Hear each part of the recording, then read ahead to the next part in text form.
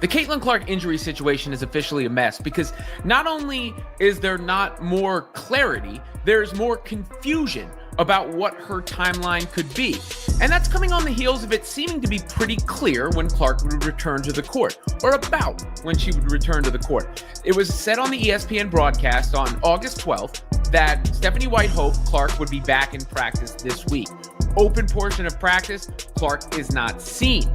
And Stephanie White afterwards said it's status quo until Clark is back in practice. What just happened with Caitlin Clark and the Indiana Fever might go down as the most blatant and poorly executed cover-up in WNBA history. The official narrative: Clark suffered a groin injury during a workout on August 7th. The reality: fans aren't just skeptical, they've pulled receipts, matched timelines, and uncovered footage that completely contradicts the story. And when your fans can debunk your injury report with time-stamped video, you've officially crossed from bad PR into potential consumer fraud. This isn't a minor mistake, it's a credibility crisis. It's getting crazy, it's getting spooky real fast.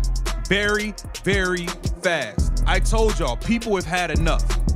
All of y'all in the Indiana Fever organization who have been lying about this girl injury, not being transparent, and all these things that the fans are feeling, the fans are speaking back. They do not appreciate it. They feel scammed, they feel lied to, and they feel used. Fever head coach Stephanie White didn't help. She went on camera, smiled for reporters, and delivered a carefully worded script that now looks more like fiction than fact. The problem? Fans aren't stupid. This is 2025. Every press conference is archived. Every statement can be cross-checked. Receipts live forever. And what did reporters do? Instead of pressing for truth, they laughed on air about the story. Not nervous chuckles, full-on giggles. Meanwhile, the league's most valuable player is off the court, and they're treating it like a joke. Urge DOJ and FTC to investigate WNBA's misleading practices. Wow. So we are here now. And what's crazy about all of this is that, guys, this is I'm not going to come on here and say that they're going to lose. Because if there was an investigation going into this team, they're not going to lose this investigation. Oh, they're going to win. Whoever is representing Caitlin is going to win. Let's rewind. Clark first appeared to tweak her groin back in mid-July after a collision with JCS Sheldon. At the time, the team called it day-to-day, nothing alarming. They hinted at a ramp-up in practice and a hopeful late August return. Then, suddenly, a new story emerges. Clark allegedly suffered a separate injury during a workout on August 7th. Sounds simple and PR safe, until fans spotted Clark strolling around Phoenix that exact day, walking smoothly, no limp, no brace, nothing. So what's the truth? Was it a minor strain in a gym, or something far more serious that the team is trying to hide? What changed? Right? I know there's never been a direct timeline, but all the signs seem to point in the direction of Clark returning soon. Even Natasha Howard saying, "See you soon, CC." Now it's like, wait and see.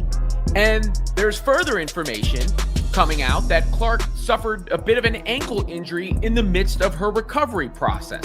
Did that hinder her return? One reporter saying yes, another reporter is saying no.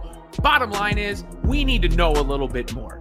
We don't need Caitlin Clark's in-depth medical report, but it's fair for fans to wonder if the Fever and the league's biggest star is going to return to the floor this season, or what the chances are.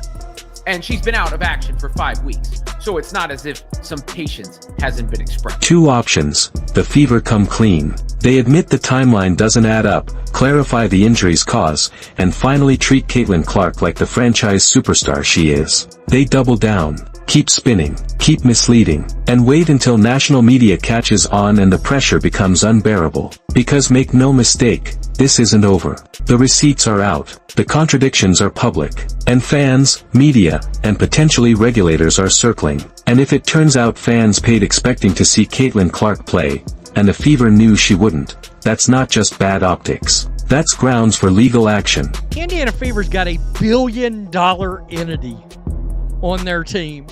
$1 billion damn dollars. And they're a bunch of clowns, a bunch of bozos. You guys look completely incompetent and unprofessional. The way this has been handled, Oh, it's a joke. It's a joke. Look, and look, they can't say anything about conspiracy theories. You're complicit in creating them because you won't be open and you won't be honest. Let's be real.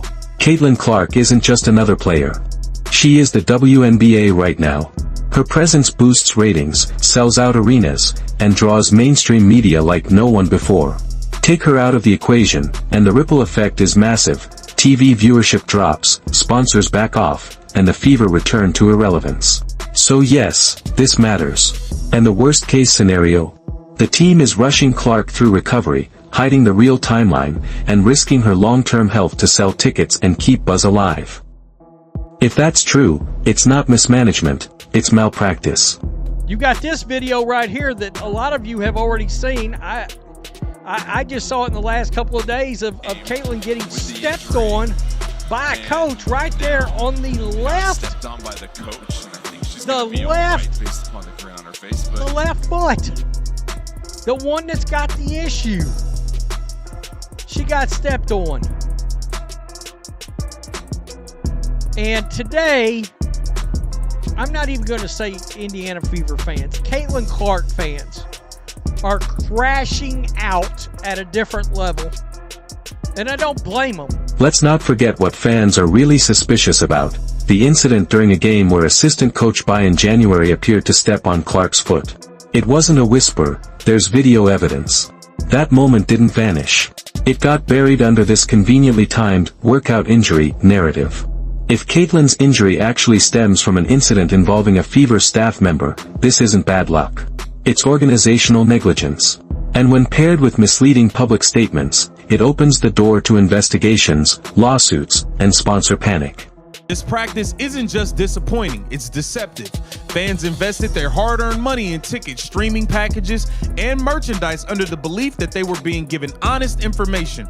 Instead, it appears coordinated efforts were made between the league and team communications to present a facade of hopeful updates, masking the true status of a beloved player's injury. Clark herself has been sticking to the script. Feeling good, working hard, just unlucky. But fans who followed her know, that's not her voice. That's PR speak. She's stuck. If she tells the truth, she risks being branded difficult. If she stays silent, she watches her name get used as a smokescreen. And that's the heartbreaking part. Clark is the face of the league, yet she's trapped in a narrative she didn't write. The pattern of communication between league officials and team medical reports raised concerns of coordinated misrepresentation rather than independent, factual reporting.